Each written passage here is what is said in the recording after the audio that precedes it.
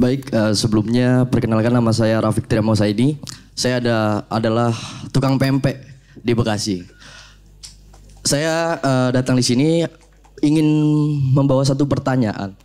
Kita sepakat bahwasanya manusia secara lahir itu ignorance, naif, tidak tahu, bukan stupid, bodoh. Itu pun dikatakan oleh Russell. Kemudian banyak kebijakan-kebijakan. Saya kebetulan, alhamdulillah kuliah juga. Saya meninjau mengenai kurikulum merdeka dan lain sebagainya. Itu seolah-olah ignorance itu memang benar-benar dijaga.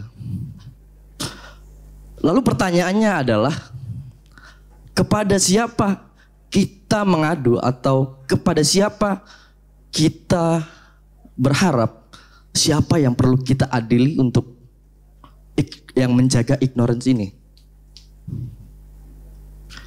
Kurang lebihnya demikian. Ya, terima kasih Mas Adi. Jadi di dalam ilmu sosiologi, salah satu topik yang sedang hangat itu adalah sociology of ignorance. Jadi pilihan topik ini bukan mengada-ngada menurut saya malam ini ya. Ketika kita bicara ignorance, karena ini adalah sebuah fenomena sosial yang sedang menggejala secara global. Dan dia bagian dari fenomena post-truth yang sudah berlangsung selama lebih dari 10 tahun. Ya. Dan ignorance ini sebenarnya terjadi di semua level. Ya. Ignorance itu ada dua tipe ya. Kalau kita bicara tentang topologi dari ignorance, ada ignorance yang bersifat unintentional, artinya kita tidak sengaja. Dan ketidaksengajaan ini diakibatkan oleh kekurangan pengetahuan, lack of knowledge. Ya, itu tipe pertama ignorance. Nah, tipe kedua ignorance adalah yang bersifat intentional. Ketika kita dengan sengaja mengabaikan apa yang sedang terjadi di depan kita karena kita lebih terkonsentrasi pada hal yang lain. Ya kan? Nah, tipe yang pertama yaitu unintentional ignorance itu bisa diperbaiki dan dampaknya itu relatif ya mediocre lah ya istilahnya. Jadi dampaknya itu tidak terlalu besar. Kenapa? Karena solusinya gampang. Yaitu dengan memberikan pengetahuan ke masyarakat. Sehingga ignorance-nya itu tereduksi, ya. Tetapi ketika kita berhadapan dengan ignorance yang bersifat intensional, orang ini sudah jelas-jelas tahu, tetapi dia mengabaikan. Nah, itu yang punya konsekuensi terbesar. Dan konsekuensinya itu bisa bersifat politik, bisa bersifat ekonomi, dan bisa bersifat sosial. Jadi ada ignorance yang memang terawat, disengaja. Dan ignorance seperti inilah yang perlu kita terus-menerus istilahnya itu kritisi, ya. Dan kita harus tidak hanya mempertanyakan kenapa dia mengambil sikap ignorance atau pengabaian, tetapi juga membongkar asumsi-asumsi yang dipakai yang membenarkan sikap mereka untuk mengambil pilihan ignorance gitu.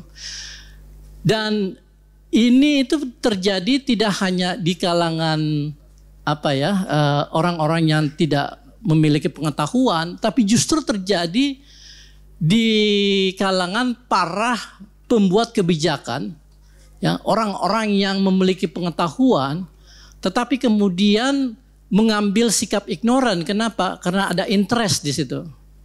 Ada goal yang pengen dicapai yang menurut asumsi dia, ya, membutuhkan konsentrasi penuh sehingga dia harus mengabaikan hal-hal yang lain secara sengaja.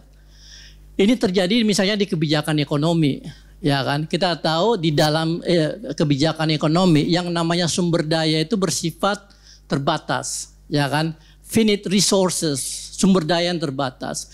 Dan begitu banyak masalah yang ada di masyarakat, dia harus memilih mana yang dia harus perhatikan, mana yang dia harus abaikan. Dan pemilihan ini adalah proses politik, adalah keputusan politik. Dan disinilah mestinya peran masyarakat sipil untuk terus mengawasi supaya ketika ignorance ini diterapkan pada sektor-sektor atau pada isu-isu yang menurut kita justru sangat esensial terhadap kehidupan masyarakat, disitulah kita masuk, ya. Tetapi kita kan tidak bisa melawan ignorance ini kalau kita sendiri itu memiliki keterbatasan pengetahuan. Dan keterbatasan pengetahuan itu hanya bisa direspon dengan ya tadi intelektualisme, kemampuan berpikir kritis dan kemampuan berpikir reflektif. Jadi ini menurut saya adalah sebuah proses yang sangat sebuah fenomena sosial politik yang sangat dalam dan memiliki konsekuensi yang mungkin di luar bayangan kita. Dan karena itu kita harus tetap menjaga kewarasan kita, ya, menjaga kesadaran sosial kita, supaya kita tahu dan bisa mengidentifikasi mana ignorance yang bersifat unintentional dan kita bisa merespon, dan mana ignorance yang bersifat intentional, di mana ada maksud dan tujuan sehingga ada orang-orang yang dikorbankan dari ignorance tadi. Terima kasih.